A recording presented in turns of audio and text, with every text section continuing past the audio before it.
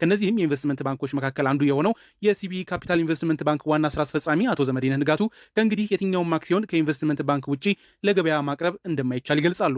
ካምፓኒዎች ለገበያ ሼር መሸጥ ሲፈልጉ ለህዝቡ ሼር መሸጥ ሲፈልጉ ኢንቨስትመንት ባንክ መቅጠር አለበት። ከዚህ በፊት እንዴት ነበር የነበረው? እንደምታስታውሱ ሁሉም ጋዜጣ ላይ ያወጣል። ምንም አይነት ስታንዳርድ የለም። የፈለግከው ትንሽ ፕሮስፔክተስ የምትባል በሉክ ወረቀትም ጽፈህ ካልፈለግም እሷም የለህም። እንደፈለግ ፕሮሚስ ትገባለህ። አፕሳይድ ፖቴንሻሉን ኦፖርቹኒቲውን ብቻ ነው የምታስረዳው፣ ሪስኩን አታስረዳም። ተቆጣጣሪ ስታንዳርድ ባለስልጣንም የለም፣ ህጉም አልነበረም። እንደምታየው እውነት ለመናገር ከባንኮቹ በስተቀር እነሱን በተለይ ናሽናል ባንክ ስለሚቆጣጠር ሌላ ይሄ ብዙ ሼር ካምፓኒ ተብሎ ሼር የሸጡ ካምፓኒዎች ብዙዎቹ የትም አልደረሱ። የህዝብ ገንዘብ ሰብስበው ስታንዳርዱም የለማ። አንዳንድ ፕሮስፔክተስ የተጻፈ ብለህ በቃ ዛሬ ያስገብተህ በ3 ዓመት 500% ትርፍ ታገኝ 1000% የሚሉ አሉ። ኦኬ ይሄ ቀረ፣ ተከለከለ። ፕሮክላሜሽን በፓርላማ ወጥቷል።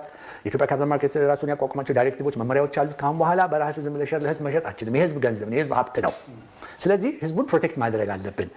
ይህንን የምናደርገው ደግሞ እንደዚህ አይነት ኢንቨስትመንት ባንኮች ላይሰንስ ሊሆኑ ሁሉንም መስፈርቶች ስታንዳርዶች ያሟሉ እነሱ ብቻ ናቸው ገበያ ካምፓኒዎችን ማቅረብ የሚችሉ። ኃላፊነት ምን ወስዳለና በህጉ መሰረት በሬጉሌሽኑ መሰረት እኛ ኃላፊነት ወስደን ነው ለገበያው የምናቀርበው። በዚህም ምክንያት ሰዎች የሚገዟቸው አክሲዮኖች ምን ያህል አዋጭ ናቸው፣ እንዲሁም የተቋሙ ዘላቂነት በባለሙያ የተጠና ጥናት ቀርቦላቸው መገበያየት የሚችሉበትን እድል ይፈጥራል ተብሏል። ከዚህ ባለፈም የኢንቨስትመንት ባንክ መቋቋም በሀገራችን ኢንቨስት ማድረግ የሚፈልጉ የውጭ ሀገር ኢንቨስተሮችን በቀጥታ ተሳታፊ እንዲሆኑ እድል ይፈጥራል የሚሉት አቶ ዘመዴነህ ለኢትዮጵያ ካፒታል ትልቅ አበርክቶ እንደሚኖረውም ይጠበቃል ባይ ናቸው።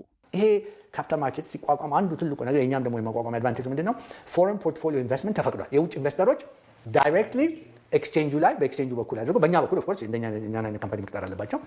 በእኛ በኩል አድርገው የኢትዮጵያ ስቶክ ኤክስቼንጅ ላይ ሊስት የሆኑ ካምፓኒዎች ሼር መግዛት ተፈቅዶላቸዋል። ፖርትፎሊዮ ኢንቨስትመንት ይባላል። አሁን እንደምታውቀው ኢትዮጵያ ውስጥ እስከዛሬ ያለው የኤፍዲአይ ዊንዶ ነው። በፎሬን ዳይሬክት ኢንቨስትመንት ዊንዶ ትመጣለህ፣ ፋብሪካ ትሰራለህ፣ ፋይን እሱ እንዳለ ሆኖ አሁን አዲሽናል ዊንዶ ተፈጥሮላቸዋል። ትልልቅ ኢንስቲቱሽናል ኢንቨስተር ይሄ ጡረታ ፋንዶች፣ ፔንሽን ፋንዶች፣ ሚውቹዋል ፋንድስ የኢትዮጵያን ኤክስፖዠር የሚፈልጉ ኦኬ ምናልባት ሬዲ ላይሆን ይችላል መጥተው ፋብሪካ ለመክፈት ምናምን። በተለይ እነኚህ ኢንስቲቱሽናል ኢንቨስተሮች መጥተው ፋብሪካ አይከፍቱ፣ ግን ባይ ፕሮክሲ ፋብሪካ ያለው ካምፓኒ ላይ ሼር በመግዛት ፓርቲሲፔት ያደርጋል። የኛ መኖር አንዱ እንደዚህ ያለ በሶፊስቲኬት እንደኛ ደግሞ ግሎባል ኤክስፖዠር ያለን ካምፓኒ ሰዎች እነኛ ኢንስቲቱሽኖች መጥተው ኢንቨስት እንዳደርጉና እና ሂውጅ ኢንፍሎ ሊያመጣ ይችላል ሌሎች ሀገሮች አይተን። አሁን የኬንያ ናይሮቢ ስቶክ ኤክስቼንጅ ላይ ማጆሪቲ ኢንቨስተሮቹ ፎሬን ካፒታል እና ሀገሪቱ ትጠቀማለች። ከዛ ካምፓኒዎቻቸውን ለማሳደግም ይረዳል።